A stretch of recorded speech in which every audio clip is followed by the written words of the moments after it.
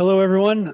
Welcome to the February meeting of the City of Binghamton Planning Commission. My name is Nick Corcoran. I'm currently the chairman of this commission, which is comprised of local community members tasked with reviewing site plans and special use permits for consistency with the standards and criteria set forth in the City of Binghamton Code. Based on our total number of planning commission members, 4 members must be present to constitute a quorum. Tonight, we have 7 members, which means we do have a quorum and can proceed. First item on our agenda is roll call. Mario DeFulvio, Joe D'Angelo, Chris Judgeets, nice, Kelly Weiss, Manny Priest, and Steve Seepersaw. All right. There's 7 of us, which means we have a quorum. All right. Next item on the agenda is approval of minutes. Everybody got a copy on Basecamp? Anybody have any revisions, concerns, questions?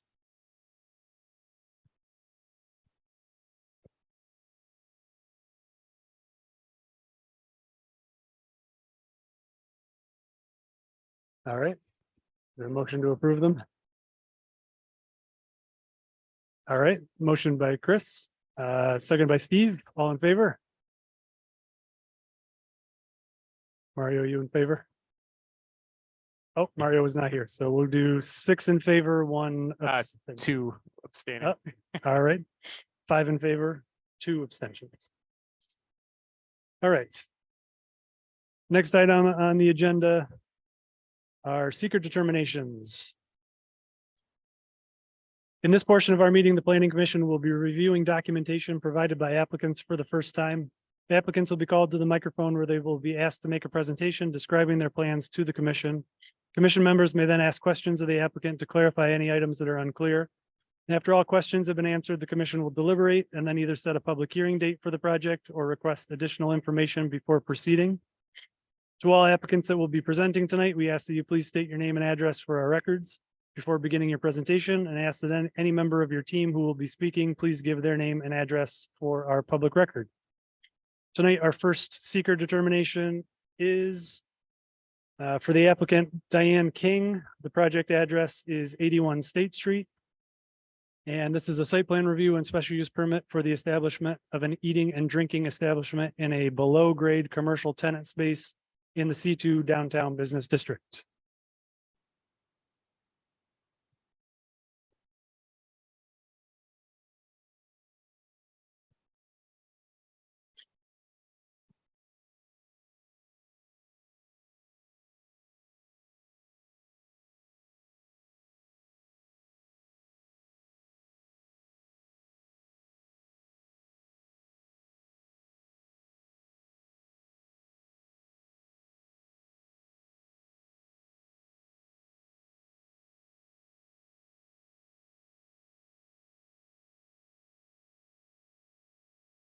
All right.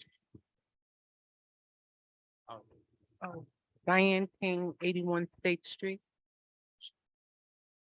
Why don't we just go around now and have everybody say their name and address for our record?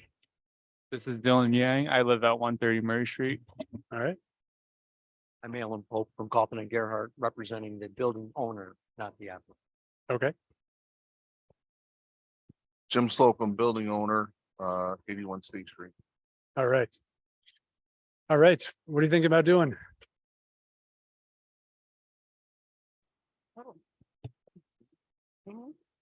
So I'm Dylan Yang. I'm the manager for Dan's previous business, Aqua Nightclub. She is seeking to expand her business down at 81 State Street.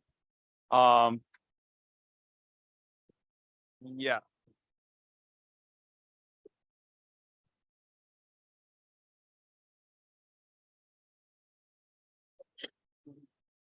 So it's the new location on 81 State Street will be it'll be a sports bar with food. We'll have TV, we'll have finger food, we'll have seating.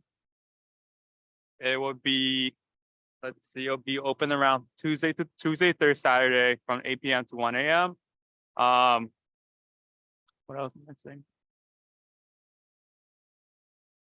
Is there any questions?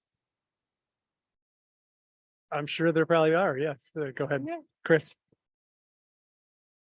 First question for the applicants. Can you re-identify what each of your relationships are to the business? I'm renting, You have to put your mouth like oh, really- I'm renting the space from, um, from Mr. Jimmy. And I wanted to lease, as a matter of fact, I'm paying rent on it right now, but, I wanted to open up like a sports bar, have a little food, have a little seat. Cause, I'm from New York and we used to always go to, the walk downs, and the atmosphere is a little different when you walk down. You could be an older person or a younger person, but I'm not gonna have that fast music going on and all of that hip hop stuff. I mean, but young people will be able to hear their music too, but I'm looking for something that's like kind of settled and, man, it might be for older people. And sir, you're the manager of this Yeah. potential establishment? So. I don't. Yes, he's the manager at Aqua, my other place of business, which a lot of young people are there. I wanted something just for somebody else, in between those ages, a little subtler, not that And for those of us who are not cool, can you cool what? can you identify, help us understand what is Aqua? I'm not familiar with Aqua. I'm not cool. So Aqua nightclub is located at 124 State Street. It's owned by Diane King and we opened about 2 years ago. My name's Dylan Yang. I am the general manager from the day we opened till today and still will be. I hope that clears it up for you. Aqua nightclub is a tri-level bar lounge nightclub.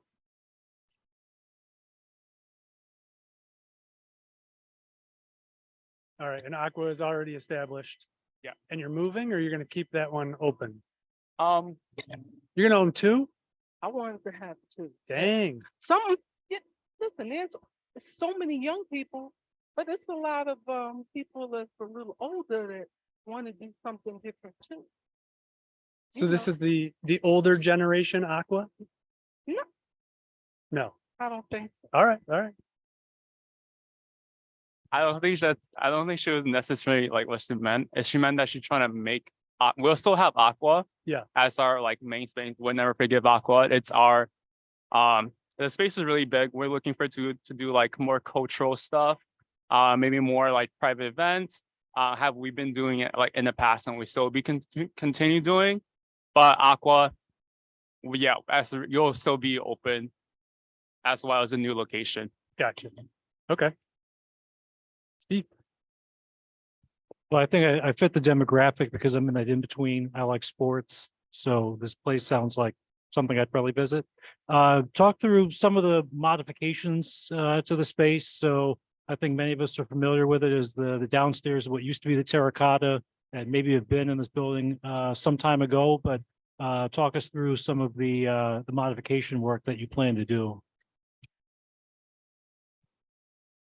Listen, that space is so nice and big.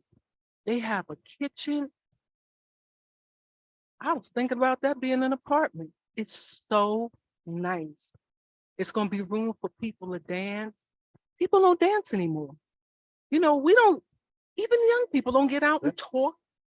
I don't know what this COVID might have done, but men really never dance that much anyway. It's usually the women. But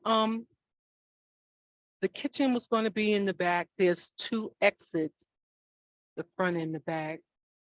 I have a space for the garbage in the front because I know there's a lot of problems with garbage. It's not a bar there at this moment, but it's going to be a bar.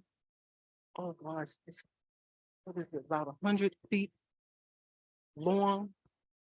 It's almost like these old buildings, what are lofts? It's like that loft thing, so it's so many things you can do in it. The light is gonna be light. They have a beautiful window in the front where the light will come in, plants could be in the window. tables in the front.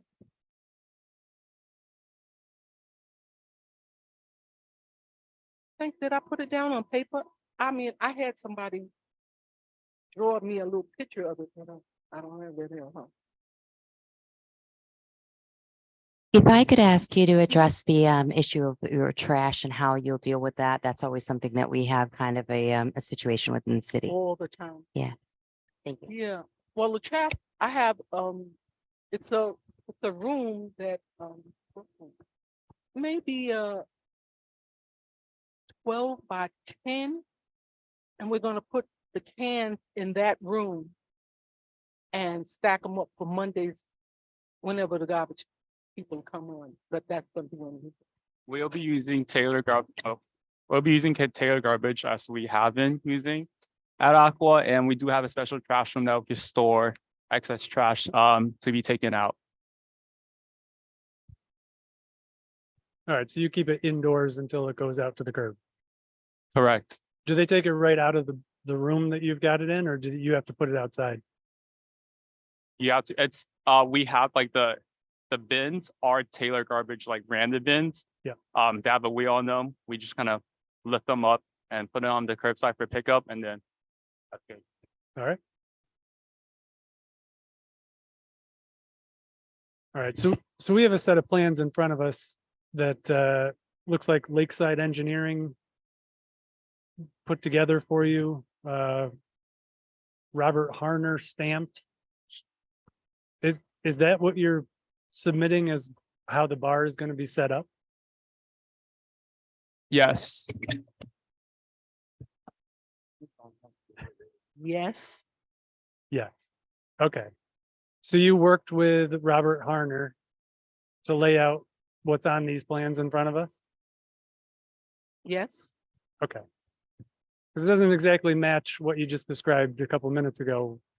Oh. Oh, I okay. see you. Doesn't.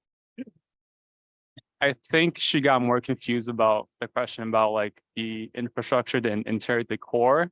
Okay. I think she was talking about like, yeah, we're gonna have lights and tables and like a nice decor stuff rather than the infrastructure and the safety element of it. Okay. So I'm sorry, could you say the question again? Maybe I could explain it to her. Well, so as part of your submitted package, we have a set of drawings that's got like 6 drawings in here: plumbing plan, electrical plan, HVAC plan. Okay. Did you work with this engineer to put this stuff together, or is this from some other person that was owning the bar before?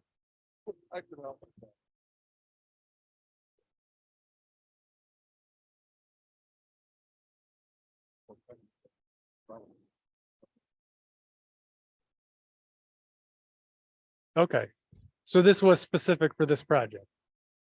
Okay.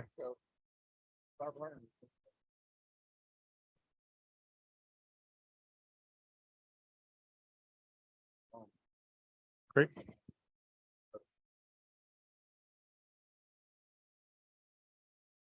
All right, excellent. All right, and you have a full sprinkler system going in this, or it's already sprinklered? Already fully sprinkled. Okay. Chris? One of the things that was mentioned on the staff report, can you take some time tonight and possibly again next month at the public hearing to discuss security measures, security personnel, cameras, and potentially updating the submitted plans to reflect where the camera and security fixtures are going to be located within the site? Yes. Yes, I will. Is there any specific problem or questions you have in terms? Cameras, what is the company that we've been using? I don't have the engineering map with me, but I'm not sure if the cameras are on there. I think they're not. But we will work with the engineer to make sure that is adequate and provided. Just a point of curiosity, I know Aqua is not the subject property, but what do you have in place there as far as security and cameras and personnel?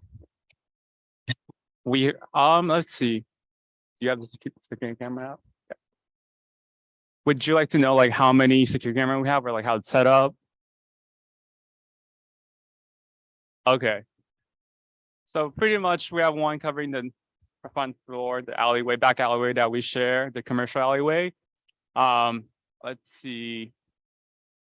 Pretty much one at the lowest, pretty much every staircase indoors that we have 13 cameras from including the building inside and outside. And you'd be doing the same thing for this new bar? Yeah, we believe security is crucial. Okay. So we do want to make sure that we have all that stuff covered.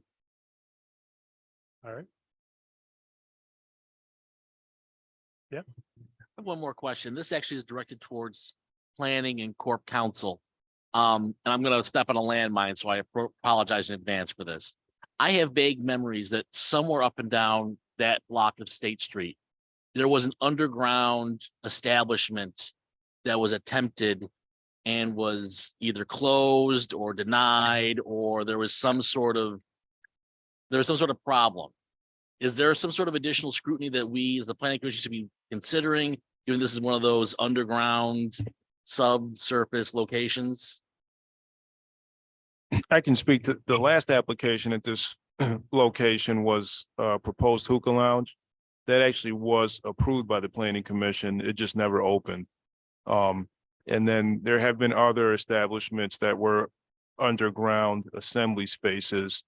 But those, I believe, were all sort of private amenity spaces for tenants of buildings versus public. Exactly. Yep.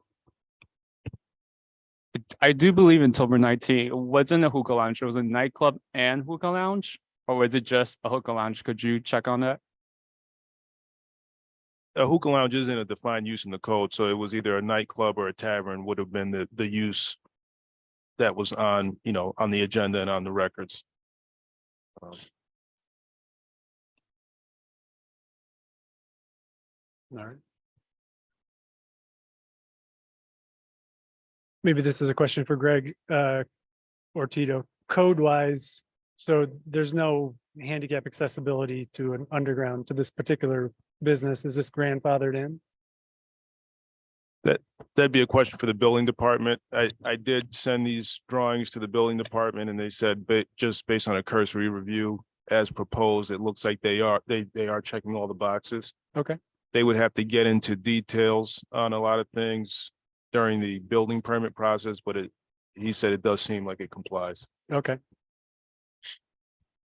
So right now, the only way in and out of the building, you have to navigate stairs. Is that correct? Yes, And you're not planning on changing that in any way, elevator or a lift or anything, right? let me think about that because we don't have elevated inside. Yeah, so it's not handicap accessible right now.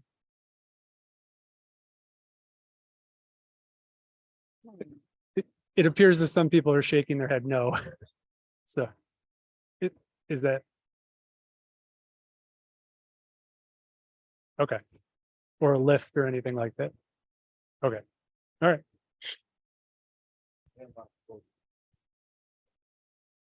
Okay.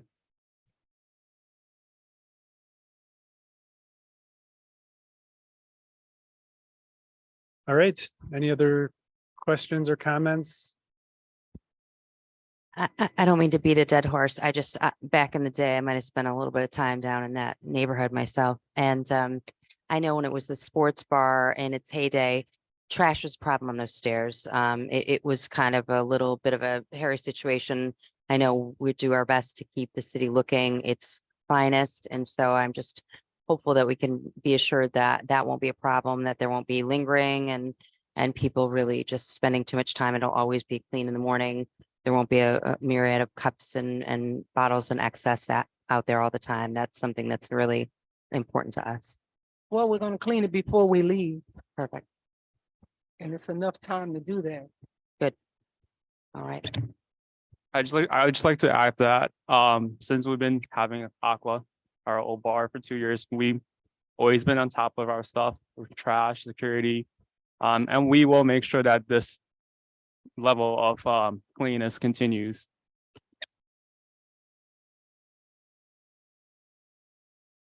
All right. Any other questions, comments, concerns? Joe? I just wanted to comment, looking through the drawings, that looks like they're to the 2020 code, which could be verified, but maybe the latest one for the fire, which was my concern on the other project. The difference is this has a PE stamp on it and it's designed. So that's something that someone else had to check with. I think the 2020 is the latest fire code. All right.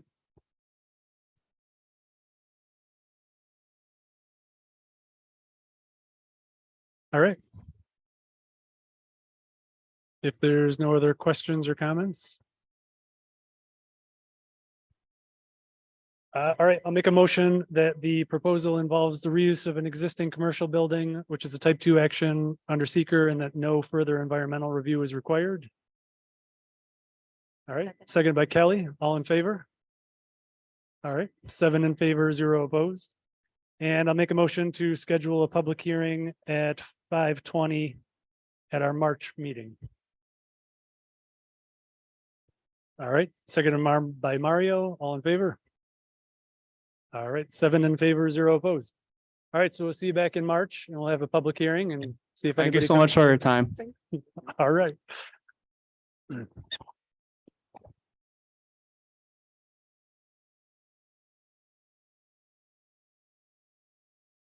Just no further environmental. Okay.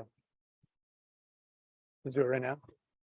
One last motion that the planning commission is going to be lead agency for that last project, for the non-seeker review that we're doing. All right. Seconded by Chris, all in favor?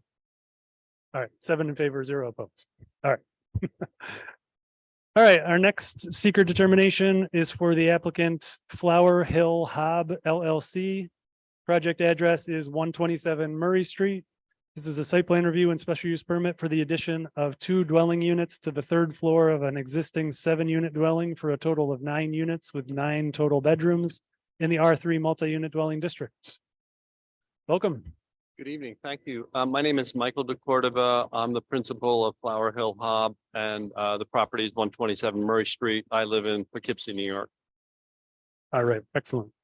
What are you thinking about doing? Oh, thank you.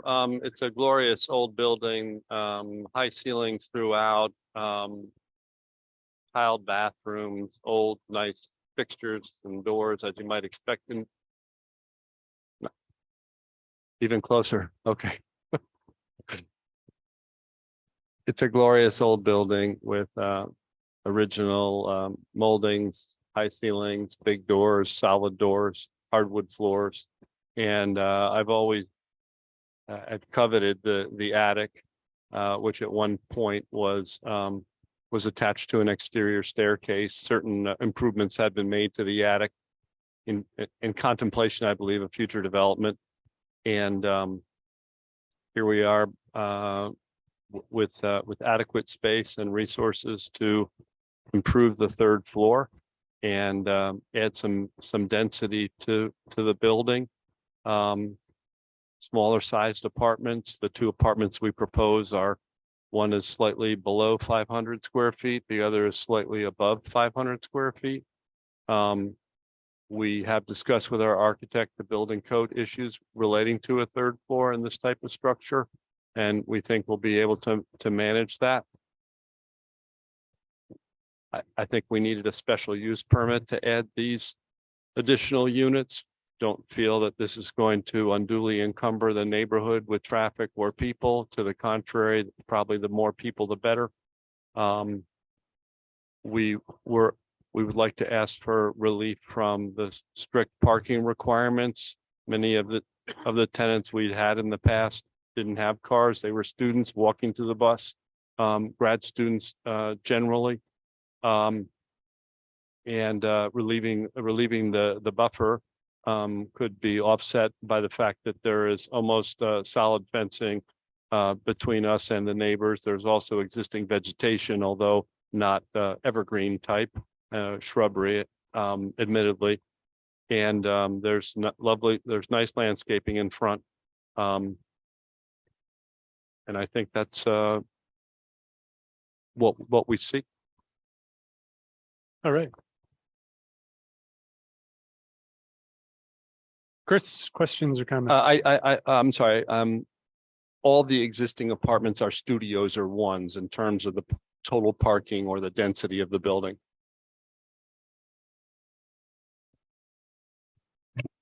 Yes, I see the proposal has for you to be paving and establishing 7 parking units in the backyard. How many current parking spots are on property? If I walked over there today, The same. so there's 7 currently. You're just repaving the current 7 to make them better, or better asphalt or something. Yes, sir. Okay. There is no asphalt. It's just a gravel lot or something. I or- wish it were gravel. Oh, just mud. It's a mud hole. Okay, fair enough. So technically there are 0 compliant parking spaces right now. So this would be an increase of 7.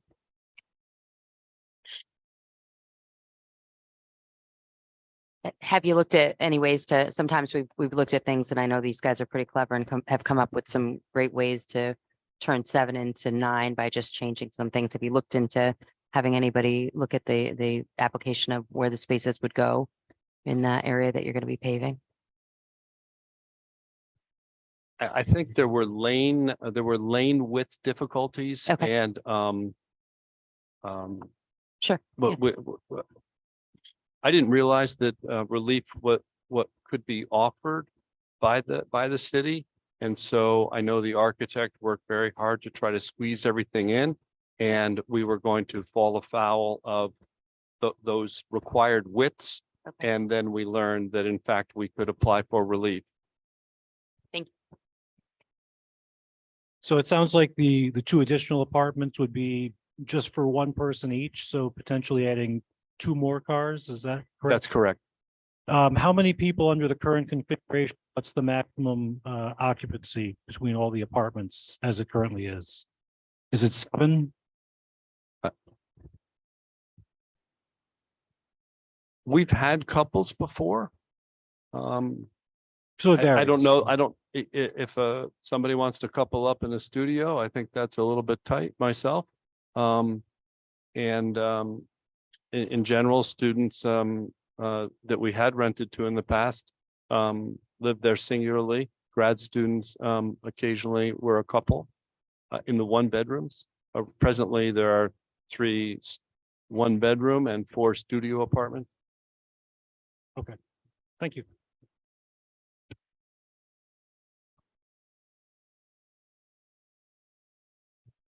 All right, I'm just gonna lay everything out on the table. So recently we went through the code over the course of several months and revised it in a way to discourage people from doing exactly what you're proposing here with not having the ability to provide the parking on site in an attempt to limit these sometimes people call them beehives of apartments, buildings that are getting carved up into lots of small units that just are cramming as many people into them as possible.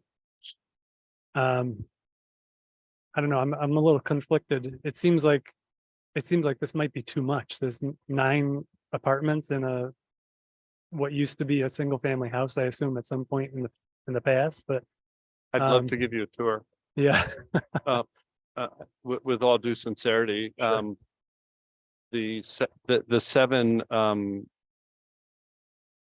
were wonderful apartments. The attic is entire clear span. It is absolutely gorgeous space. Yeah. It's like a loft apartment, albeit with sloping ceilings. Okay. I am very cognizant of wearing out apartments. I have apartments in Poughkeepsie. I have a 4-bedroom apartment. I tell them 4 people. they're going to be 4 people. They're not going to be any more. You can't pay more. I don't want that wear and tear. That's been my only experience with that sort of thing. But it has a very large foyer. It's not carved up like many single family houses got carved up into 3 units. Maybe Tito has the aggregate square footage. There is one sort of small studio apartment, I'd say, quite small. The other studios are typical size studios. I don't know what they are, but they don't look. Only one apartment had an efficiency kitchen in it. So if that gives you an idea, and we would hope at some point to change that and reconfigure it so it wasn't an efficiency, but by stealing part of a closet from another apartment, we might be able to have a better kitchen. Yeah. I too am cognizant of that. I wasn't aware. I wasn't aware that this was a concern. My impression was, in fact, I was told that that Binghamton was encouraging smaller apartments because of the affordability crisis. Again, I'd be happy to give you a tour. I think the property can handle it. Okay. I have made inquiries to the school district parking lot across the street. I think it would be, I've mentioned this to the planning department and to Shaylin that Mr. Patel, I'm sorry if I've forgotten how to pronounce his first name, that I thought the school district would love to raise more money by renting parking spaces to people at night, as long as they're gone by 8 o'clock in the morning. I gathered they're very proprietary about their parking lots. I'm sure people do it anyway. I don't know if they get towed. But our experience has been that not everybody in that building has cars in terms of the traffic. Okay. And we would propose bicycle storage as well. All right. Okay. Between, and this is just my comment, I'm not speaking for everyone. I'm just curious, it does appear that there might be a way to get 2 additional parking spaces in that back parking area. I think if you were able to do that, then you would meet all the requirements of what we went through, a big back and forth to get the code revised to reflect. Because you'd be able to provide all of the parking that you need on your property and not rely on the street parking. And I'm just worried if we approve this project, it sets a weird precedence, because obviously the way that you're describing you manage your apartments is very different than some of the other applicants we see who are maybe not as responsible. And so I just hate to set a precedent where we're immediately going against what we worked to change the code to address. Well, we'd be so- more than willing to do that. Wherever you might suggest, I try to figure out how we could stay on the same timeline.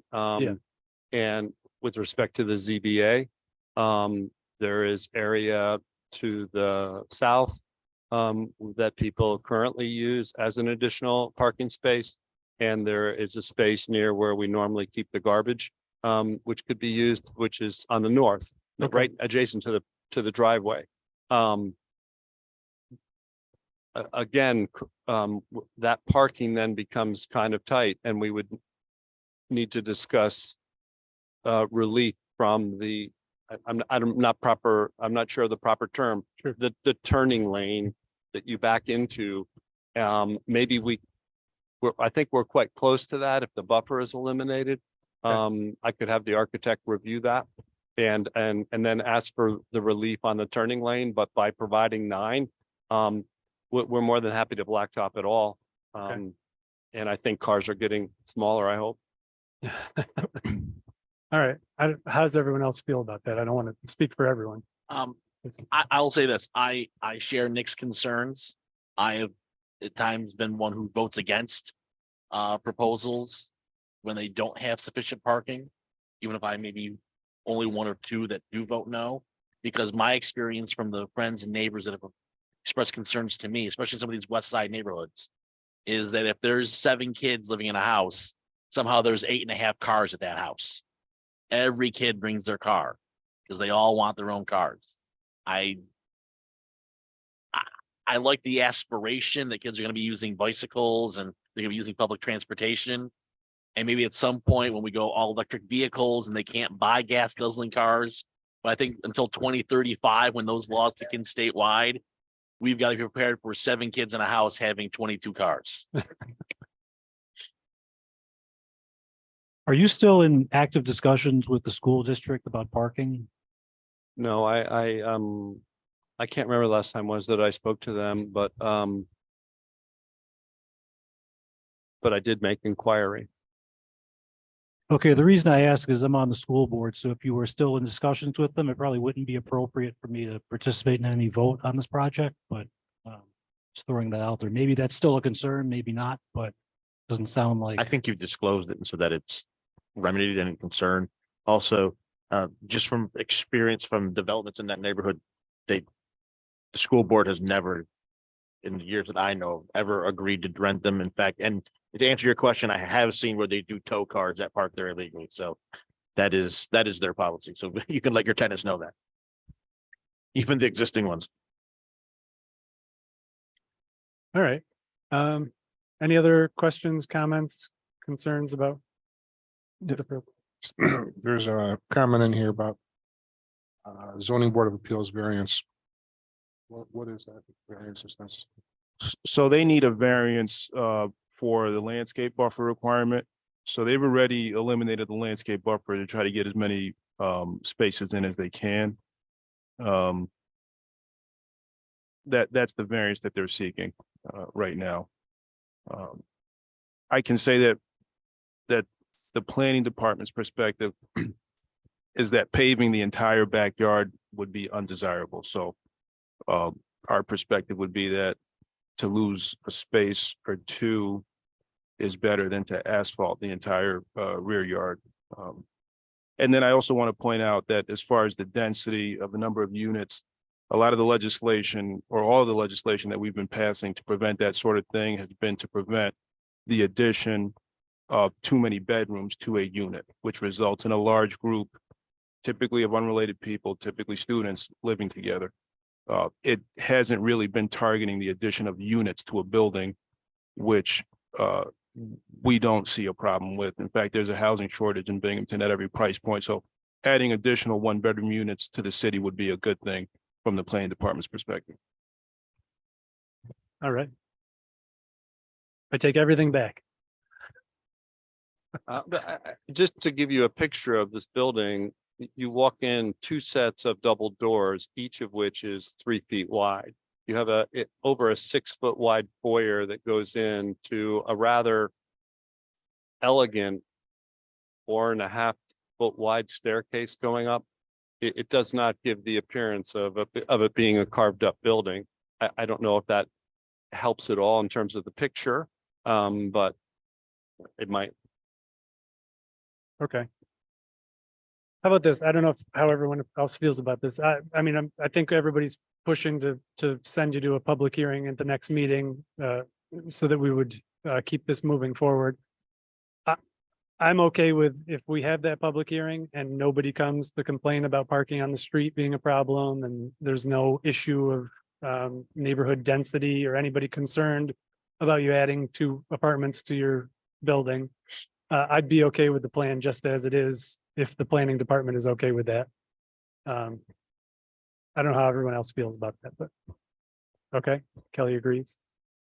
I had similar concerns about the parking. I mean, it seems harmless enough, but then somebody else on the block says, I want to increase my occupancy. Let's throw another 2 cars and 2 cars. And because we allowed it here, can't tell them no later. At the same time, this sounds like the kind of quality work that we want to encourage as a city. So I think I land in the same place as you, that if nobody comes to complain about it, then I don't see why I would object to it either. Okay. I would also add that you do have the option, if you're already going to the zoning board, there is, I don't know how close a call it is on the aisle width. There can be variance of the aisle width. Obviously, at some point when you shrink the aisle width, it just becomes impassable.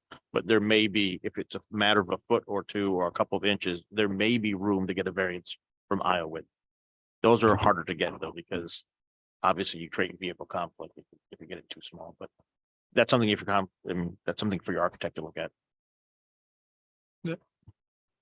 Yeah, Jeff? One comment, on the drawing, I believe it's the north where you have the 7 spots laid out. You have a narrow space on each side of that. Can that be, is that what you were saying before? Modified, push to one way, get at least one more back there? Yeah, I So- wasn't so making any 8 across? suggestions, but What's that? 8 straight across. Yeah, because there's a half a space at each end that are empty. I mean, it's not used. The 7 stops and there's maybe a 6-foot space.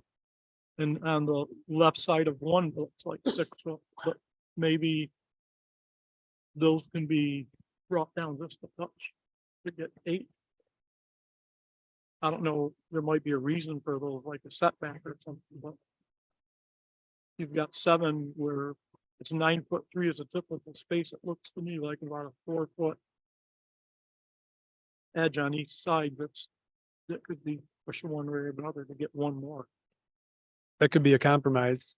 You get 8 at the backside of the parking lot there, and then you don't have to find any additional parking spaces, and you're just looking for a reduction by 1 parking space down to 8. Oh, Okay. Do you want to, Process of that would be that my architect would redraw it yeah, before the zoning board meeting? The planning commission has the authority to reduce the number of parking spaces. So you wouldn't have to have it done for the zoning board. You would have to have that revised before the next planning commission Okay. meeting in March. And it would just be a matter of showing an additional space on that rear lot. I would like to thank you very much. I'd also like to say that my experience has been with studios and ones, there is never more than 1 car. And it much different than a 4 or 5 bedroom apartment. I don't know why that is. It's the self-selecting of a studio or a 1. And the lucky ones that have boyfriends or girlfriends or partners. Maybe it's because the ones who are self-selecting studios and 1s are not having partners in college. But it's been just my anecdotal observation for what that's worth. all right. Any other questions, comments? Oh, the 239 review?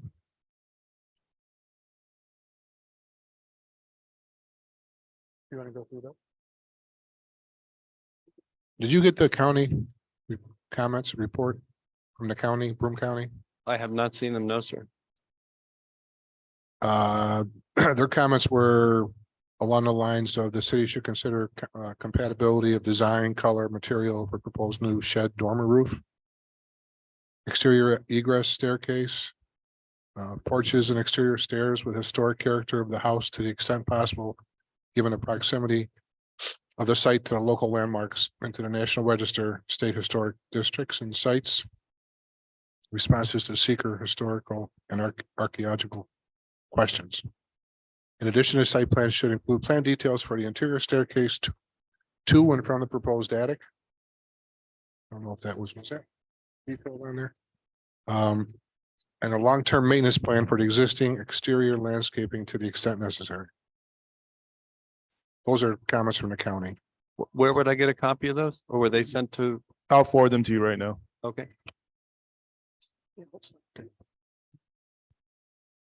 County's asking them to look for, you can ask your architect to provide a colored rendering of the drawings and what's outside or what your materials and color choices are going to be. That would meet that requirement or answer or give them the information to answer those questions for the county. Thank you. All right. Any other questions, comments, concerns? All right. Seeing none. All right, I'll make a motion that the Planning Commission should be lead agency for seeker review, but that the proposal involves the reuse of an existing residential building, which is a type 2 action, and no further environmental review is required. All right, seconded by Manny, all in favor? All right, 7 in favor, 0 opposed. And I'll make a motion to schedule a public hearing for the project at 5:25 at our March meeting. All right, second by Kelly, all in favor? All right. Yes. All right, 7 in favor, 0 opposed. Yes, so we'll have you back for the March meeting. We'll have a public hearing. Let anybody from the community who wants to speak about the project weigh in. And it would be helpful probably if you had the revised plan submitted to Tito before that meeting. So we were looking at the final plan that you want approved at that meeting. Absolutely. All right, sounds good. Thank you very much. Sure. Thank you for your time. You're welcome.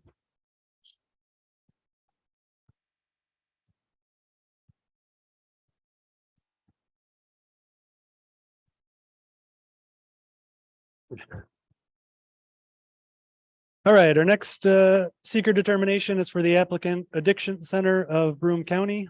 Project address is 15 Charles Street. This is a site plan review and special use permit to convert the basement of an existing mixed-use building to social services use, a warming station in the I-2 light and medium industrial district. Hello, I'm Carmela Pierich. Our business address is 30 West State Street, Binghamton, New York, 13901. Hi, everyone. Sarah Campbell, Hinman, Howard and Patel, representing the applicant.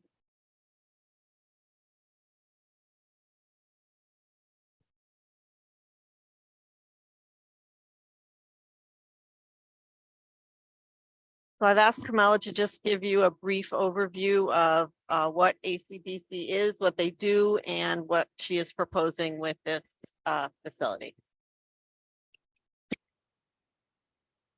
Okay, so just by way of background, the Addiction Center of Broome County has been an anchor institution in Broome for almost 50 years. We're turning 50 next year. We have a main location in Binghamton on West State Street with 3 satellite locations.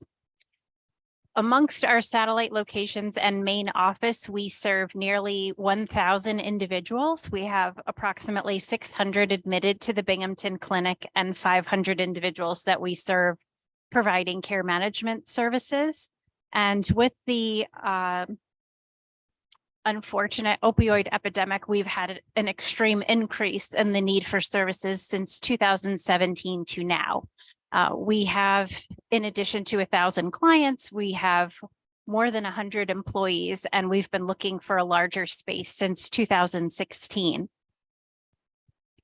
So there's a little bit of a summary of the different services that we provide on an outpatient basis, and some data as far as the numbers of clients that we've served over the years. And right now, a big problem that we're struggling with is that we have many, many clients that are not safely housed or have no housing whatsoever. So there was an opportunity over the summer for a provider to come forward and establish a warming center. And we currently don't have any warming center in Broome County.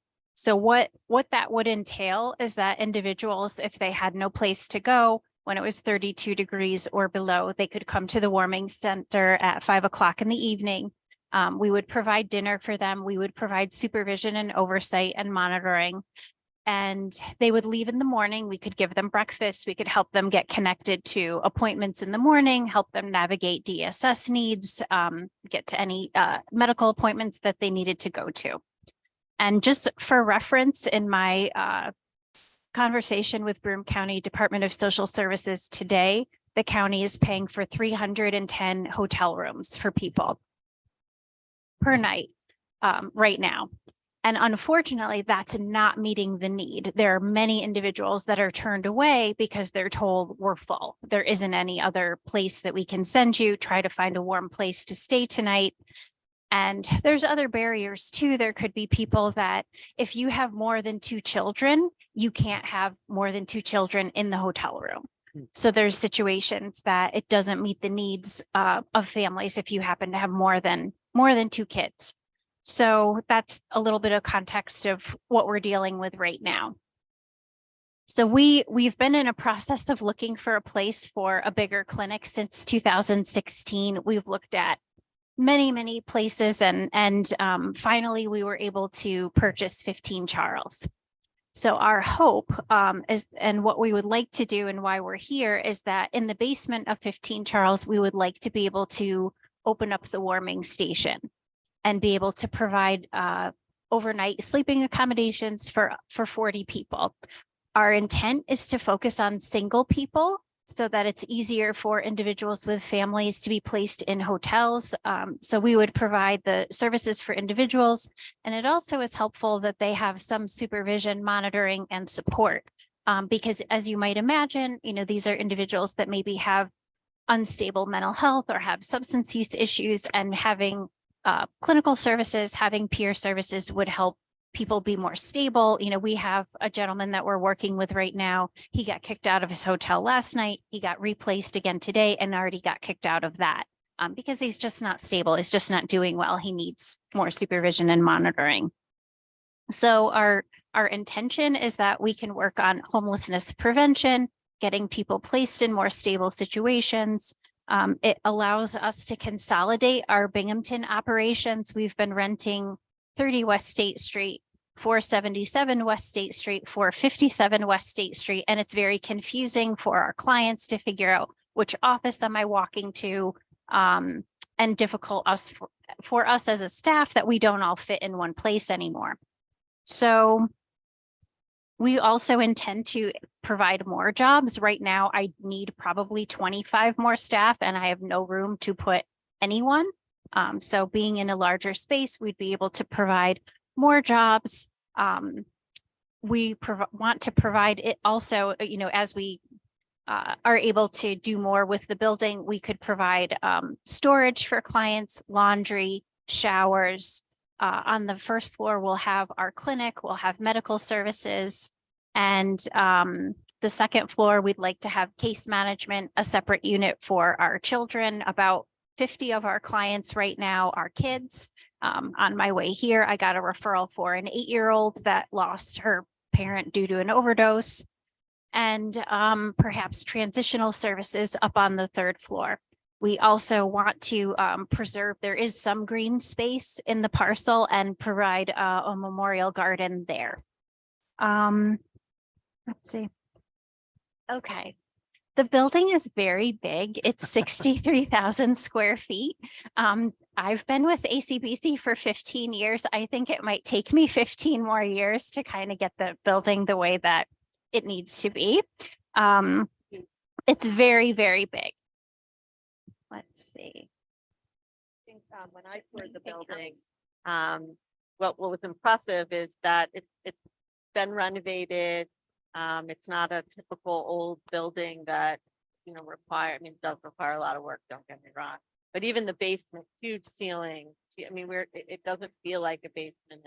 It was very well constructed. You could lose me in this building. We got lost walking around, but it really is a tremendously big building. I think one of the things that we talked about, so the address of Charles Street, but the actual entrance is on Jarvis. So I did recommend that perhaps we consult with 911 to change that, because everyone's going to go to the wrong side of the building. That could be complicated. So I think also in terms of just the need, I've just started working with this organization as a volunteer for legal work, and I certainly had no idea that we as taxpayers are paying about $17,000 a day to house people. And I don't know where all that money comes from. I'm sure it's different agencies and things like that. But at the end of the day, that's all coming from our tax dollars. And it seems like an extremely inefficient way to handle what is a real crisis. And if you think about last Friday night, people were out last Friday night, and it was below zero. It also, the hotels are really fortunate to have this kind of a need, but they're not all treating clients well. We have a lot of reports of, you don't get toilet paper, you don't get blankets, you get a sheet and a bed, but that's it. So, this is an opportunity to to address a problem that is not going to go away and to hopefully free up those rooms for families that, you know, really with kids that really need to be in a safe space. Did you want, if you to explain a little bit about what the physical space is like? I Sure. think that'd be important to explain how operations work. Okay.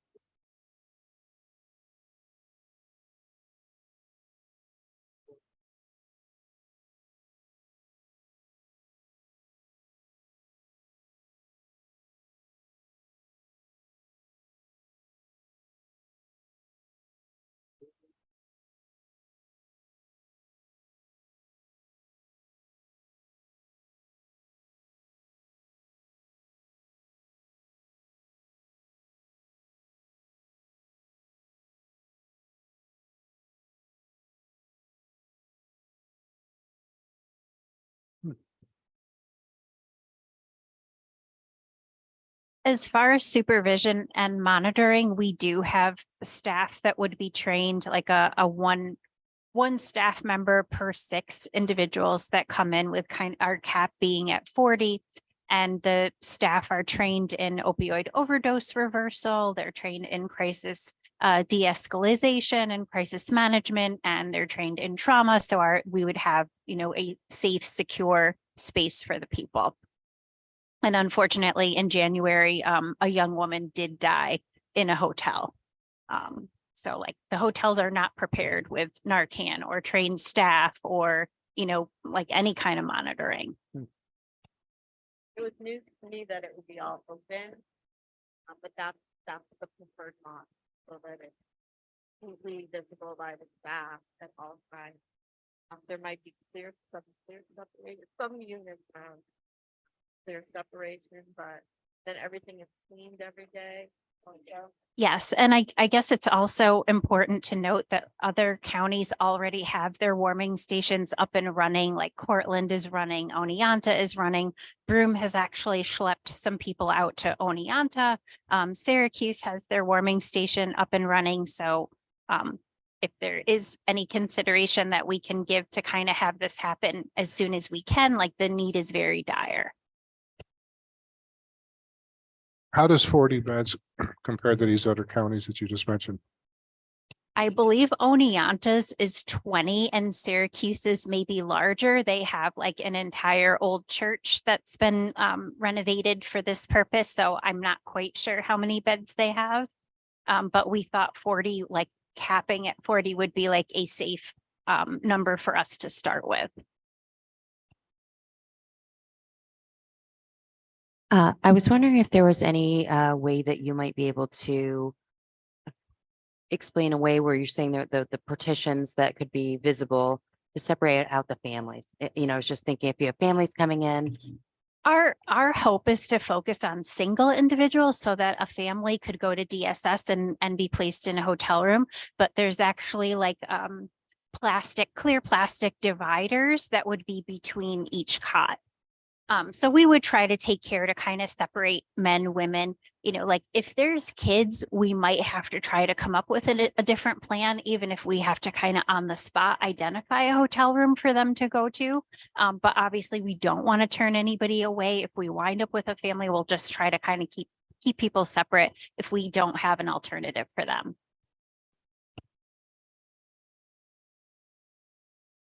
All right. And so the application that we're looking at right now is just for this warming station. Is the plan in the future, you'll be back with plans for the rest of the building as it goes? Okay. And of course, I'm gonna ask you all for consideration of a special meeting to have the public hearing to approve this before another month passes of cold weather. We really need to get these people off the street. It's just a horrible situation. So we would ask for your consideration for the special. Chris?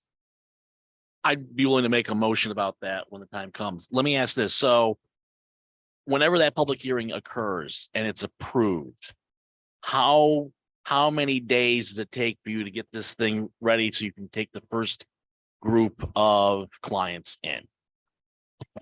So we have identified like candidates to hire.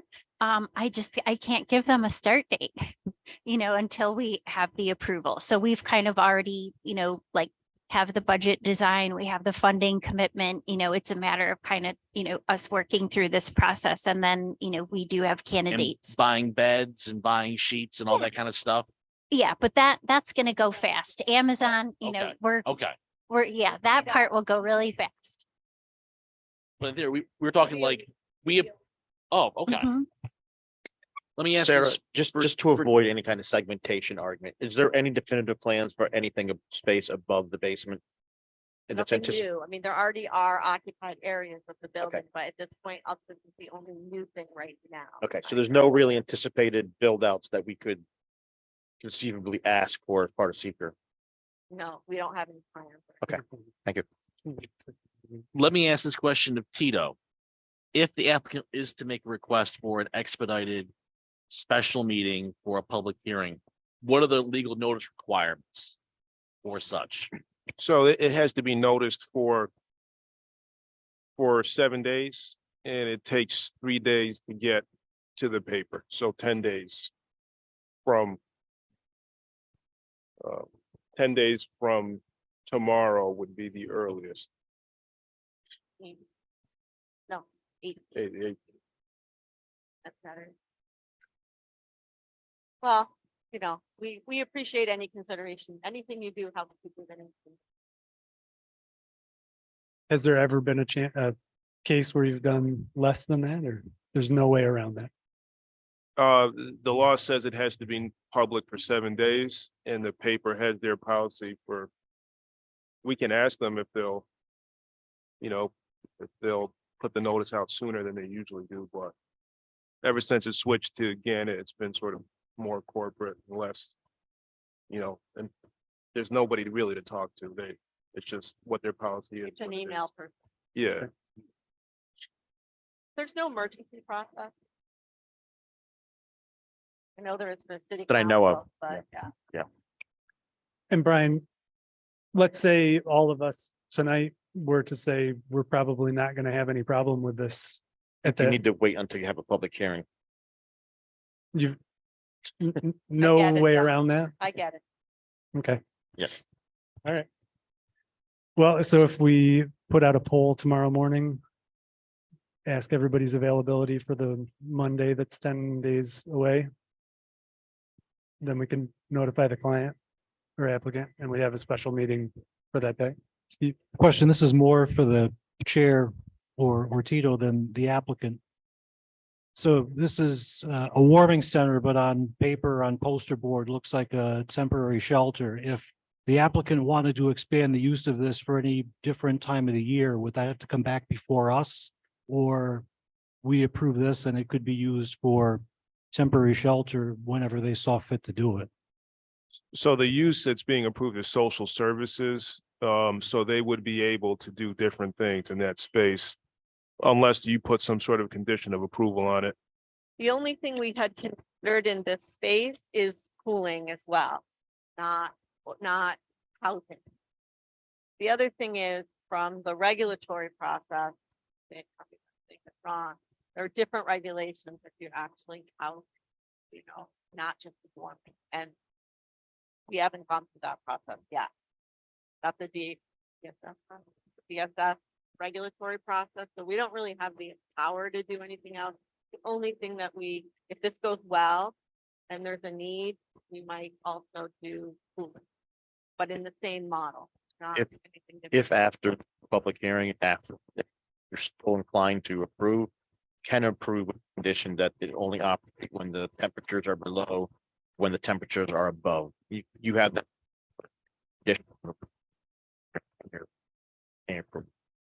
Yeah, I was curious also about cooling or say severe weather such as conditions where flooding is likely and you want to get people off the streets.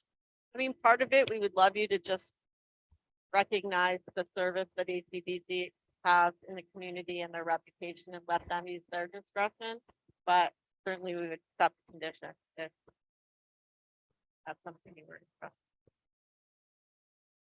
Okay, Just one comment, Joe? and this is for more of the long-term use. Looking at the pictures, you're right near where the abandoned cogeneration plant was. If you're thinking of heating, you might be able to look at some of the infrastructure that's left there and see if you could get what's called a district heat over to those buildings. Not sure that it would work, but looking at the pictures, there's a lot of, there's a substation and some other facility, and with cooling, the same thing. You're gonna have an electrical load for air conditioning. And you're within arm's reach of that site of the cogen site. I don't know if it's available or not, but there is a consideration of transformers and other equipment for cooling and for heating gas loads that you might have equipment right in your backyard. Thank you. all right. Any other questions, comments, concerns? All right. I'll make a motion that the planning commission should be the lead agency for seeker review, but that the proposal involves reuse of an existing commercial building, which is a type 2 action, and no further environmental review is required. All right, second by Steve, all in favor? All right, 7 in favor, 0 opposed. And I'll make a motion that we will pull the planning commission tomorrow and determine the best date that a quorum can be convened, and have a special public hearing for this project. All right, seconded by Chris, all in favor? All right, 7 in favor, 0 opposed. Thank you very much. All right.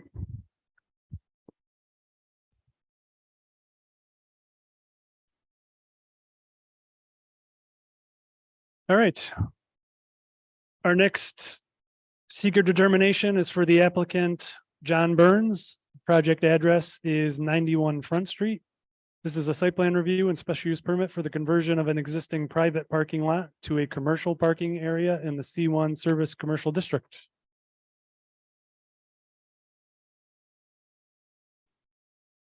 Welcome.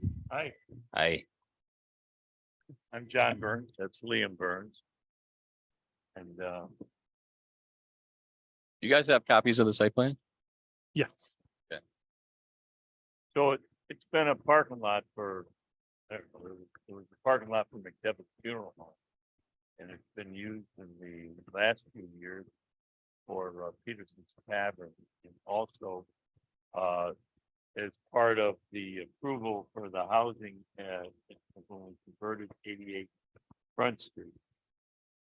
There were some parking spots that were committed to that lot, which we are still going to honor. We will have an agreement with the amicus who bought 88 Prince.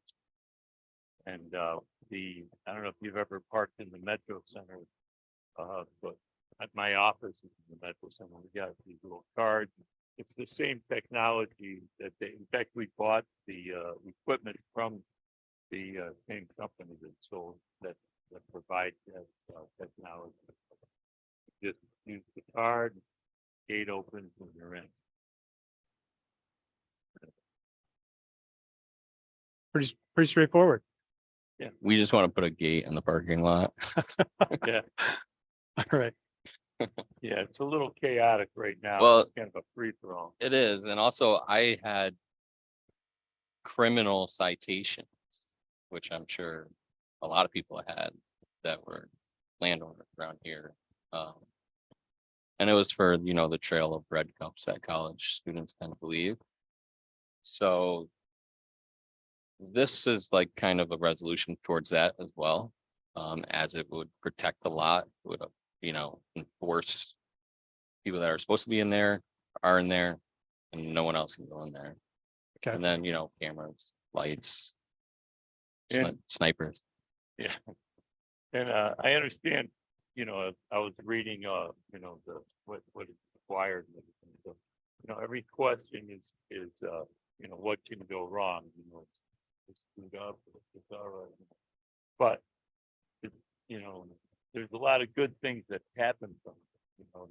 There's new businesses that are opening up along Main Street there, and it will provide people to stop and shop and leave, pick up food and leave. They can stay for a few hours. It would cost them a little bit more money, but it's it's a very positive thing. And also, I don't know if this would qualify as a change of use, as it was always a commercial parking lot. So when I read the statement earlier, it was like change of use to a public parking lot, but this would not be a definition of a public parking lot. It'd be commercial parking lot.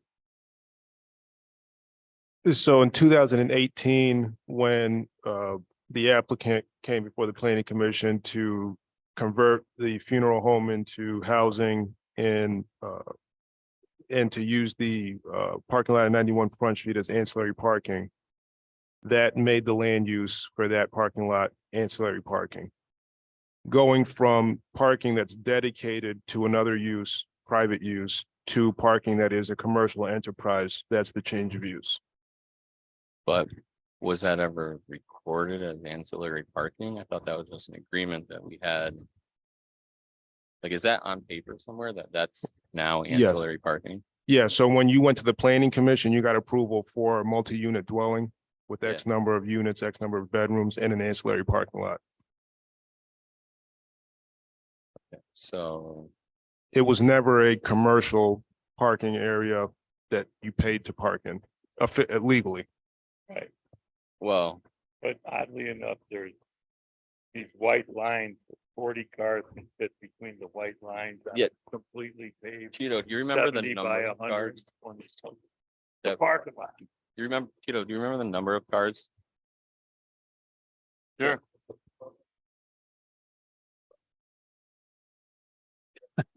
The current lot at 91 Front Street. Up until now, who is sneaking in their cars there? Who is allowed to park there currently? Only the residents at 87 or 88? And Peterson's customers are allowed to park there. Pretty much Peterson's, and then it's free-for-all. Okay, So tie time. It's not sure probably will. monitored. okay. If this plan is approved, who would be allowed to come to you and purchase these cars? No. It would be Okay. it would be like a time-based system. You would put the cards would be only for the number of committed spots for the 88 Front Street. Okay. And then the rest of it would be the arm comes down, you pull the ticket out when you're leaving, you pay, you go. Of the 40 spots, how many you plan on committing to 88? Whatever is required by, Give me a ballpark. I'm guessing. I it's thought eight. I thought it was 7. So there's supposed to be 12 total parking spaces. There should be 8 behind 88 Front Street Yeah. and 4 dedicated to 88 Front Street at this lot. So that means 36 that high time customers, people are going to Chatterbox, to Peterson's, Right. wherever else, can pay by the hour. And whatever else. May Plus, there's more spots behind 88 Front Street. They just, Well, yeah. I think what he's trying to say, there's more space for cars, whether they're legal parking spaces under the code is a different issue, but they. Yeah, I didn't They can realize. that squeeze it more was cars in, like. Switched over as as an auxiliary. But it's just easier if it wasn't changed. but it's also, so the idea is to provide organized way.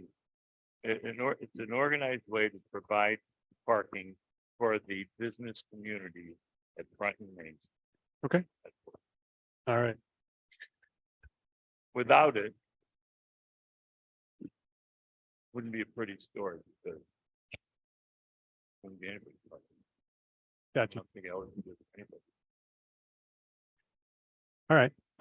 I think per the code, there's some requirements for plantings around the perimeter are you opposed to adding those plantings? No, that are- I see that in the report there that it was, we've offered some trees. I just picked a number of 4 trees that look like it's balanced. If you want more plantings in the front and in the back, it's north and south or Yeah. east and west. Yep, north and east property lines.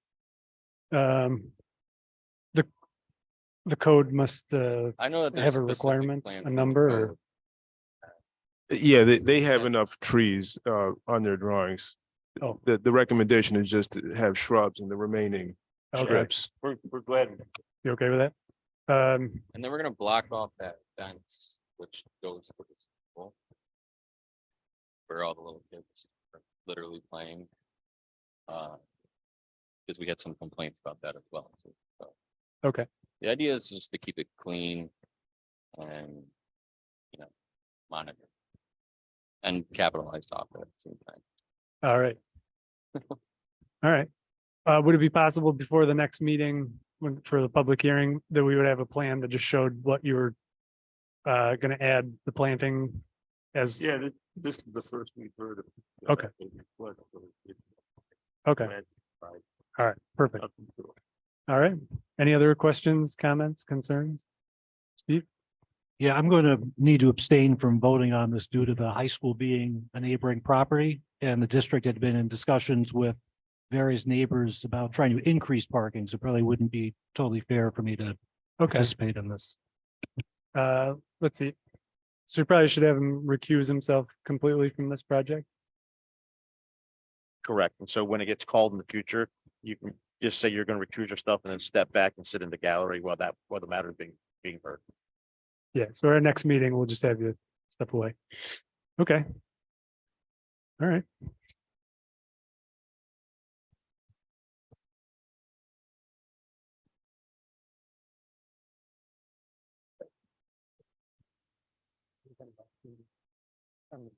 Okay, all right, I'll make a motion that this is an unlisted action under seeker and that the planning commission should be the lead agency for seeker review. All right, second by Joe, all in favor? All right, 6 in favor, 0 opposed. Okay, now, just out of curiosity, if this was not a type 2 change of use of type 1, then it would not require any sort of further environmental review. Is that accurate? Type 2 action requires no environmental review, but an unlisted does. Hold on. Required, type 1 requires the highest level of Oh, review. okay. An So type additional 2 review. would be ideal. Type 2 is An unlisted is It whether probably there's a does. small or moderate impact, basically is what they're looking for. And that's, so we would It's get, sort of the intermediate level of secret review. so we'd get like an engineer or something to review it and write a The letter. board will do the secret review. Yeah, you don't Oh, have to do anything. okay. For what you're proposing, there really isn't any change of use, so secret review is probably a technicality. Okay. Brian And probably hates that I said that. Is but- there another county-based review because of its location? Yes. Okay, what was that called? 39 LNM. It's General Municipal Law 239 LNM. Okay. Then that would be us handling it. No, We would do that and we'll Oh. send you the comments when they come in. Okay, cool. General Municipal Law is state law. They require us to do that if it's within a certain number of feet of of a county facility or a Right. state highway. We have to send to them. They have 30 days to respond and provide comments. If they recommend denial, then it takes a supermajority of the body to approve. But they'll usually come back with general comments and you have to address those comments. All right, and I'll make a second motion to schedule a public hearing for the project at 5:35 at our March meeting. Seconded by Manny, all in favor?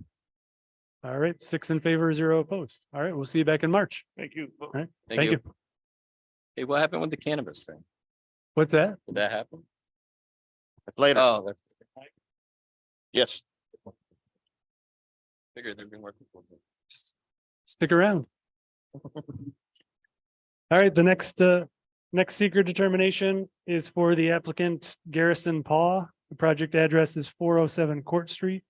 This is a site plan review for the construction of a 364 square foot, one-story sales office building on an existing vehicle sales lot in the C1 Service Commercial District. Welcome. I'm Kathy Paw. I'm Garrison Pa, All right, do you mind telling us your address for the record? both at 1387 State Route 7. All right. All right, what do you think about doing? Looking to put a car lot in, at 407, Court Street there. I already have a, pre-built, it's a 12 by 26 office shed. It's unfinished in the inside at the moment. But we do plan on putting a bathroom, 2 sales desk in there. So finishing the inside up also. All right. Yes, and then the original drawing, I did have the shed in the corner. I got thinking about it, that it is in the corner, it'd be a little bit hidden, so I did move it. I would like to move it to the center of the lot in the back. I think it'll allow more parking and stuff also for the customers. Assuming this moves forward, you're okay redrawing? Yeah. And send it in a Yes. revised plan? Okay.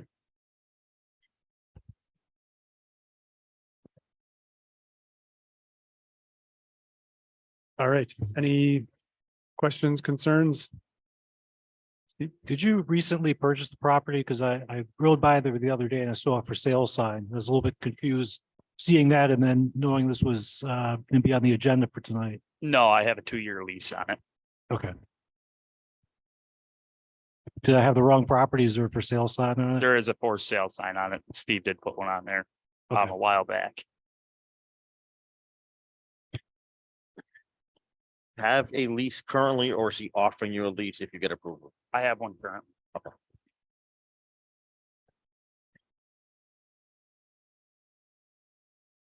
Chris?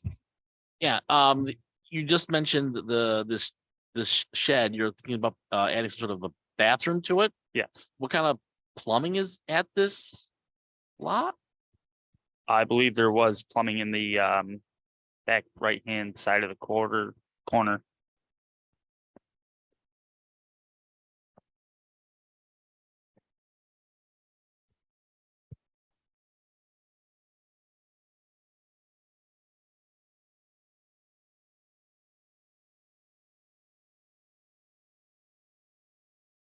Would it be appropriate to ask the applicants before any public hearing to separate from the site drawing that they provided, to provide for some sort of a I don't know what the word I'm looking for is, I'm not an architect or engineer, but some sort of like a visual modeling what this shed's gonna look like a elevation plan, and maybe is that the word I'm looking for? That's the word. Okay, so we sort of know what you're putting up there, what you Yeah. want to put up there? Yeah. Okay.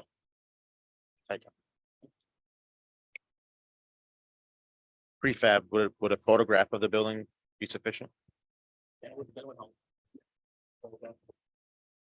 Okay, I do have it in another location right now. I can grab a picture of it if you'd like.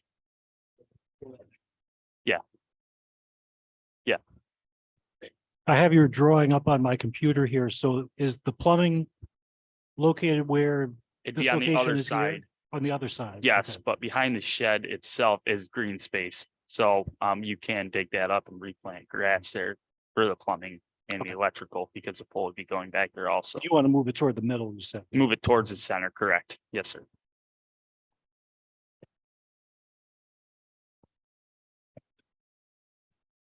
All right. And is there somebody in the building at all times? Or, Yes, I'll have me and two other salesmen. all right. It's gonna be tight. Yeah. Cozy, all right, cozy. All right. And are you in direct competition with your neighbor then, or No, no? Okay. Different brand of cars. yes, I'll be selling used cars anywhere from 5,000 to 30,000 compared to them selling new cars. Gotcha. Yeah. Yeah. And did this particular lot, did it flood in the last flood that you know of, or? When I talked to Steve Miller, he said it got about 2 to 3 inches of water in it, so Okay. nothing crazy. Are you worried about that at all, or you setting your building up on stilts or anything, or? No. No, it's gonna be on a concrete pad, Okay, to make it a permanent structure, Yeah. so it'll be off the ground, okay. All right, so ultimately you'll need a building permit for that structure. I believe so, yes. Okay, all right, so the building department's gonna review all that Yeah. anyway, okay. All right, any other questions, comments, concerns?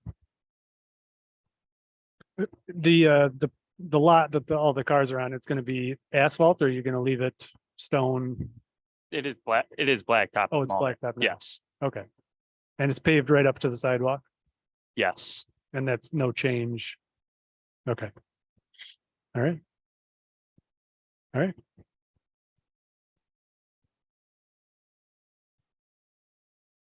All right, I'll make a motion that the planning commission should be lead agency for seeker review, but that the proposal involves the construction of a building that's less than 4,000 square feet in area, which is a type 2 action, and no further environmental review is required. All right, second by Kelly, all in favor? All right, 7 in favor, 0 opposed. And I'll make a motion to schedule a public hearing for for this project at 5:40 at our March meeting. All right, second by Steve, all in favor? 7 in favor, 0 opposed. All right, Thank you. you're welcome.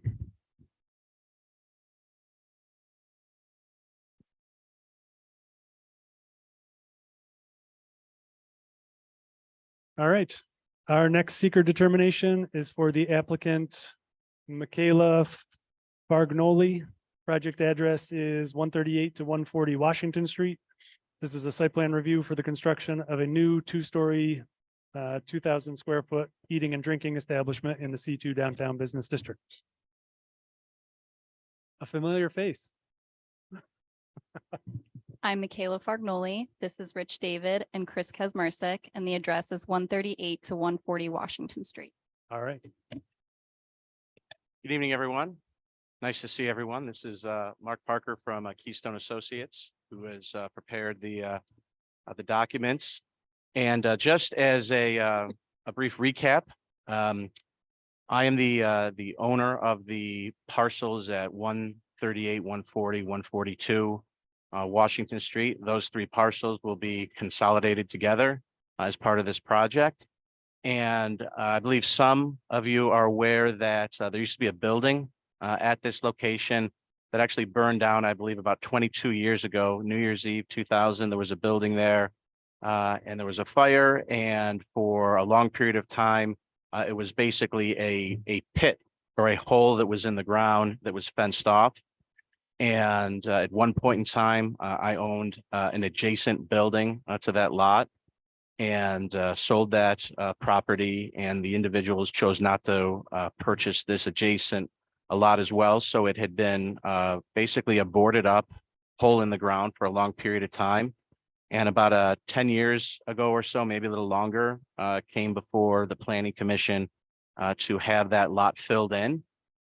So it's now a vacant lot. It's no longer a hole in the ground, but worked with Keystone to come up with a plan to fill in the lot, shore up the neighboring structure so the weight of the crushed stone didn't push up against the integrity of the walls of the adjacent buildings and basement, et cetera.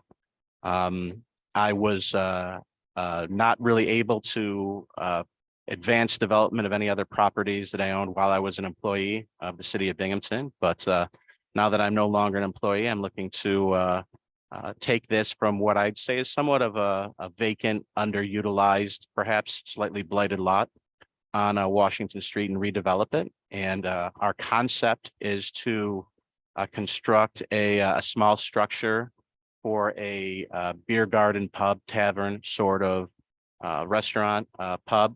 And I think what might make this a little bit different is we want to incorporate or utilize a portion of outdoor space as well, which there are not really a lot of places in downtown that have a lot of outdoor space. Certainly there's a high degree of similar, restaurants and taverns downtown, but with the outset of COVID, et cetera, I think that there's an opportunity to do something that's a little bit different and have some indoor and outdoor space. And of course, Washington Street, there's been a lot of development on that street over the course of the past several years as well. So we're looking to construct an approximate 1,900 square foot steel building that has 2 stories. And with a third of that lot would be outdoor space. So similar to some of the beer garden style lighting that you've seen perhaps in the Metro Center and other places that have been approved by the Planning Commission, those white strings of lights, outdoor tables, et cetera. And of course, looking to incorporate some garage doors onto this structure, similar to what the Planning Commission has approved for other projects downtown, across the street at Craft, in other areas, across the city. So what we are looking for tonight is respectfully approval to move forward with a project at this location. And we're also seeking the waiver from the Planning Commission of the 33% setback requirement for the rear of the building that that the Planning Commission is able to do. So I believe there's a 20-foot setback that was required, and the plans that we've submitted shows a 15. We'll be utilizing a 15-foot setback, so that approximate of 5 feet. Our timeline is pretty aggressive. We're hoping that we get our approvals, obviously, at this meeting, and we're able to begin to move forward and place our orders through a Cortland company that would be building the steel building. And then the site work would begin in preparation for that building, which the materials would arrive in the next 4 to 6 weeks. And our goal would be to be open this summer, perhaps June would be the targeted time frame. And of course, this is a concept that I wouldn't call it seasonal. So it's definitely year round, but obviously the goal is to utilize as much of the warmer weather as possible. So we have been very diligent with our plans, and I just want to add that the different departments that we've worked with from the city, whether it's planning or building or zoning, have been really great to work with and help us expedite this project. And it's just great to see the administration have such a pro-business stance in trying to help small businesses advance and come to fruition. So that's the concept that we have, and certainly be happy to answer any questions that anyone has. All right. Any questions? Nick, I just want to clarify something. I still hope you think we're pro-business, but this needs a public hearing in March. So this would have to go to the March meeting. So it's not possible for a vote tonight. It would need a public meeting, a public hearing in March. And we still need to wait for county comments as well. All right. All right, the site plan, it shows a couple of steps at the front of the building, but the elevations don't really show the steps. Do you have steps leading up to the front door, or is it at grade with the sidewalk on the street?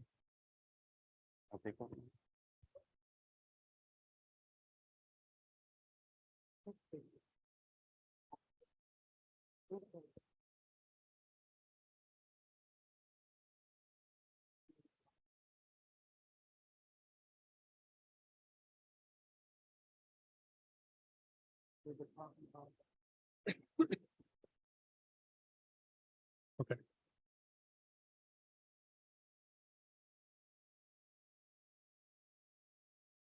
Okay. Chris? Yeah, all right, I'm just gonna bite into this apple. I'm looking at the staff comments. No disrespect to COD. Why do they care about the symmetrical nature of the building and equally sized garage doors? Like, why? That's sort of the purpose of COD is urban design, particularly in the historic district. So Planning, we're not required to follow, make those requirements upon the applicant. I guess maybe that's what- you are not, but I believe that was a condition of their approval. And so it's it would be required anyway. Okay. Is there any chance you would scrap this design and go back to the Royale, the design that was the old hotel or the old bar? Including that old lady that used to play the piano in the corner, on You know, Friday. that's kind of, I don't even know if I remember what that building looked like, Oh. to be honest with you. It was real smoky. I think you only had to be 12 to drink in there. Wow. Um, anecdotal stories from other people, I guess, but, all right, so no redesign. Fair enough. There was a comment about the, security, what the plan is for security. What is the thought on that? Yeah, so we're gonna have security, we're gonna be open during the day and at night. I've worked in the bar scene for about 20 years now, and I've helped train. We have a guy that comes down, he works with New York State Police, he's out of Syracuse, and he comes down and trains, and he can give training on site to our staff, from New York State certified security. And we'll also have camera systems in place along with, iPads that we can scan IDs with and all that. Okay. And how about there's two alleys that it looks like on either side of the building. How do you monitor those? Those will be monitored with cameras, but they're actually not, they're gonna be expensive. They're only required for the building of the property. We're gonna use them for probably storage, garbage storage, and so we can get it to the street, stuff like that. But it's not gonna be accessible to the general public. Okay, great. All right, actually, could you talk a little bit about the garbage storage? Because that's the other question. Oh, Kelly's got a question about garbage. Sure. Well, I would say that over the course of 8 years, I received a lot of calls regarding garbage, storage, collection, lack thereof, in that approximate location of downtown. So that's something that we have actually spent a lot of time with. So we would do what many of the other businesses do. We would have a private hauler come in. We would use the plastic cans that would be stored in the rear of the building, and we would be responsible for making sure that it gets collected in a timely fashion, and that the cans are not, out there all day on the curb in between the entrance of well, it's not really an entrance, but across from the parking garage. I can't tell you how many times I got photographs of the blue bags that were probably between a dozen and 2 dozen piled up out there for many hours, ripped and leaking on the Parlor City Commons. So I'm certainly very conscious and sensitive to the historical concerns of garbage removal, and we want to be a partner. And one of the comments that I made to the COD members earlier is that, with regards to the design of the building, we want to do things that, preserve and protect the integrity and the character of the neighborhood as is. We are looking to blend in. We want a lot of brick facades that are consistent with, the neighboring brick buildings, brick colors, and I have a well-lit area that incorporates, many of the historical lighting components that's already been approved and that you see elsewhere in the city. We want it to blend in. We want it to be an asset for what's really a growing kind of jewel in that area of downtown. All right. Chris? One of the things in the staff report is it mentions the approval should be conditional on all three parcels being combined into one tax parcel. Is that something that you guys are willing to work with the county's real property department or whoever does tax parcel combination? Yeah, that was something that was communicated very early on the project, and I'll probably just reconnect with Tito on exactly what we need to do that. I don't think it's a time-consuming process to do it, but and I'm not sure why those were originally two parcels to begin with, and the third was actually purchased by the city many years ago. So the plan would be to incorporate into one. I think that makes perfect sense. And when we get our approvals, I'll just connect with Tito on the timing and when and how to do that. There's information. It's a very simple process. There's a form you fill out. You list your three tax parcel numbers, you submit it to the assessor. She makes the changes in the roll. It goes to the county and it's done. Year, but it's something you apply for and it happens at the next roll. Which is coming up though, right? Coming up in March? May 1st in is May? usually when they put the roll out. So All right, so we want to do that before Yep. then. And how long does the county have to submit their comments? They have 30 days, and that starts when they get the final drawings. And so they have 30 days from today. We can ask them for expedited review.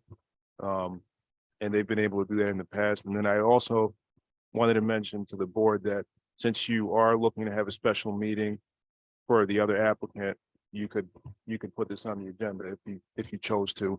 But we still are kind of depending on the county to get expedited comments. When is that special meeting? The earliest would be the 20th Of Um, of this month. the problem, the one issue that you could have though, is if the county hasn't gotten their comments back to us, we still could not act potentially.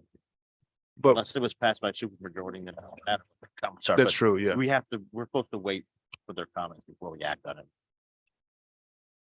Okay. We've asked for expedited before and they've sometimes accommodated and sometimes they have. And if the comments aren't in, if you pass with a supermajority, you could do it. Yeah, but I think technically they could challenge on the basis that we did it before we got their comments at all. Okay. And If we don't get the comments in. trying to rush it through just to open it up to having someone try to challenge it may not be the wisest move. If you don't get the comments in, can it be tabled for the regular scheduled meeting, or do you have to re-advertise? You could have the public comment section out of the way, have the public have input done. You could then table it until like 2 weeks after that, then we have the regular meeting and to do your vote, to have the comments in. But you could clear some of the hurdles so that nothing. So if the public were to raise a concern that needed to be addressed before you vote on it, you should know that, and they'd have 2 weeks to work on it before the next meeting. Okay. So it may be some advantage to having on that agenda. They would not need to redo the legal notice if was that part of your question? Yeah. Yeah, they would not. Okay. Is it preferable to roll the dice and put it on the earlier meeting? And then- Yes, Okay. Is Thank you. anybody opposed to that? that's a good suggestion. Okay. All right, is anybody want to talk about any issues with the 25% reduction of the rear setback requirement? Anybody opposed to that? Let them know now if that's going to be a problem. All right. All right, any other questions, comments, concerns?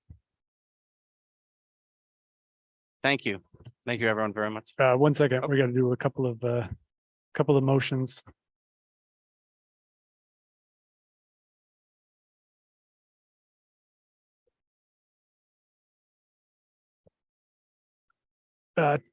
Tito, this is unlisted? Okay, And this is a type 2 action because it's under 4,000 square under feet. 4,000, all right.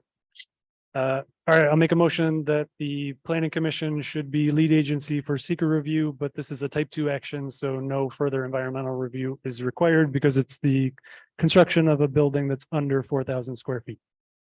All right, second by Steve, all in favor? All right, 7 in favor, 0 opposed. And I'll make a motion to schedule a public hearing at our special meeting, which is going to be in about 10 days from now. We don't have a time for that yet, right? No, but we try to do them at the same time. All right, so it'd probably be about 5:25 at that meeting. All right, seconded by Kelly, all in favor? All right, 7 in favor, 0 opposed. We'll see you back in Great. 10 days, hopefully. Thank you. Thank you very much.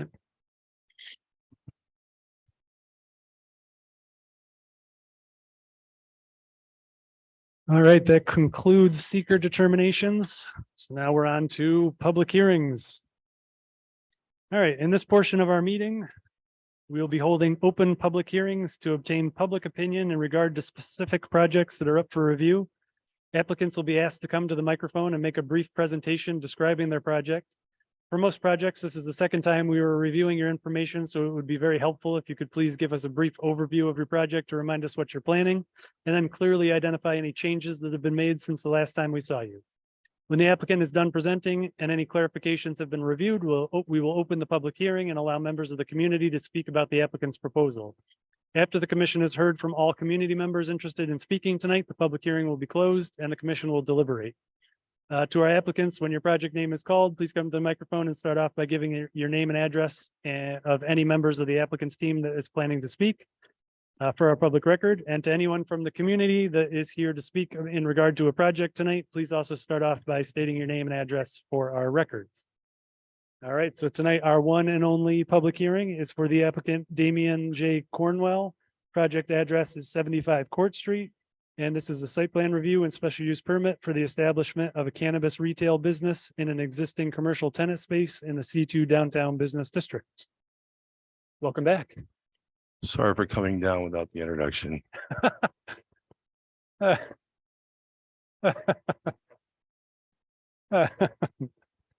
Well, it works out good because you're our only public hearing tonight, so, all right.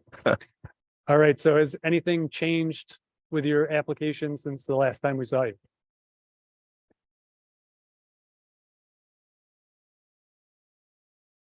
All right.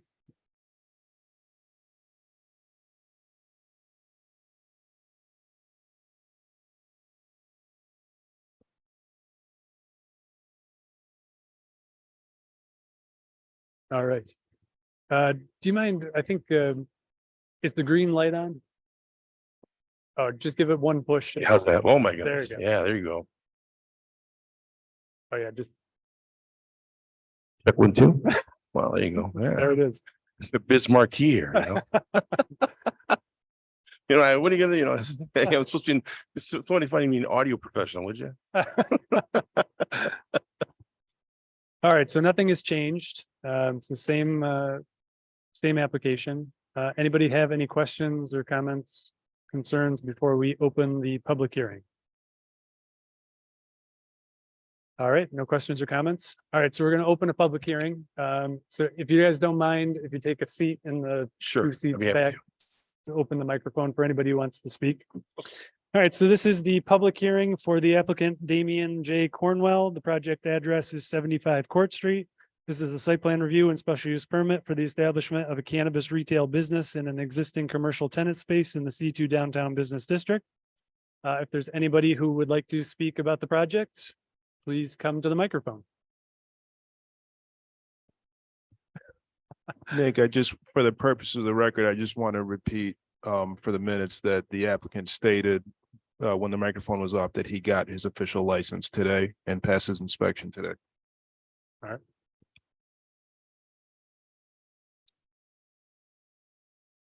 All right. Nobody here to speak about the project? All right. I think we'll close the public hearing then. Yep, have it come on back up. So I didn't want to turn around like. I was looking at you guys to see if, you know, anybody's eyes went to the side. I swear I never left high school. Okay, great. So apparently this is not controversial in any way. I don't think so. I tell you, over the last couple of months, we've seen a significant increase in our Google Analytics to the tune of 32,000 searches of the name each month. All right. That's pretty exciting, especially when you think about what we can do with the BLDC. We're going to partner with those folks and help move people when they come through the dispensary right back into the town to other eateries. It'd be really, really cool for the town. I'm excited. All right. All right. Any last questions, comments, concerns? One more thing for the record, we did get county comments. They found no significant countywide impacts. And we did not get any public comment via letter or email. All right. All right, so this was a type 2 action under seeker, so there was no further environmental review required. So I'll make a motion that the requirements for site plan review and special use permit have been met. All right, seconded by Kelly. All in favor? All right, that's 7 in favor, 0 opposed. Yes, thank you so much. Thanks for your right. patience. All right. Good luck. Have a great night. Thank you. Yes. All right.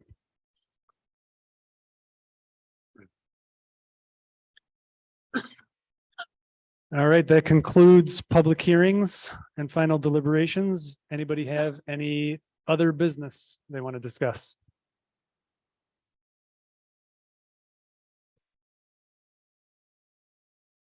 Yeah, I think so. Yeah, so what, the earliest we could do it would be the 20th. So that is a holiday. Yeah.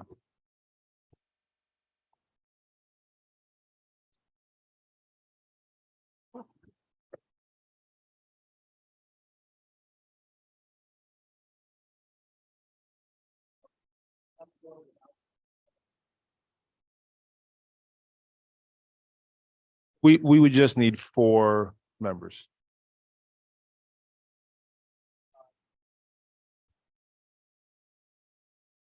So yeah, supermajority would be 5.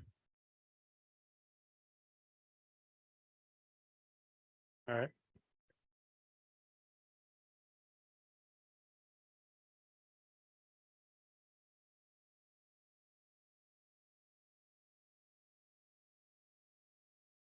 Okay, 20th you are.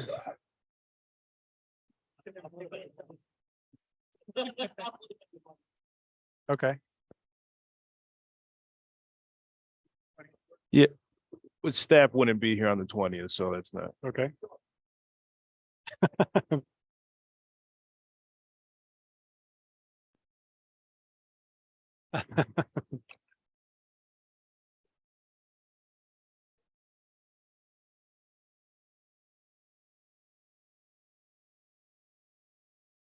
That'd be 10 days from today, and we didn't notice today.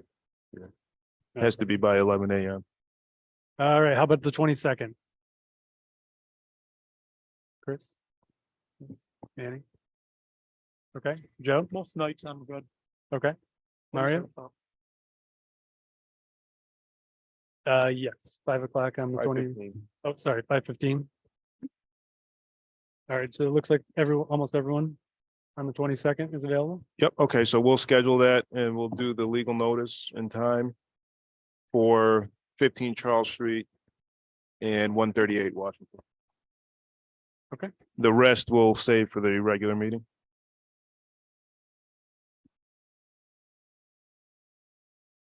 Yeah, that's nice. All right. Any other business? Anybody noticed anything in the city that looked off that they want to bring up? The restaurant that you pointed out at the last meeting has been cited. Oh. Or they've received a notice of violation, B families. Or they've been contacted. Yeah. Restaurant, did it o'clock too? Okay. All right. How about the guy on Front Street there? The tow truck. That's a heavier lift. The record, yeah. that will.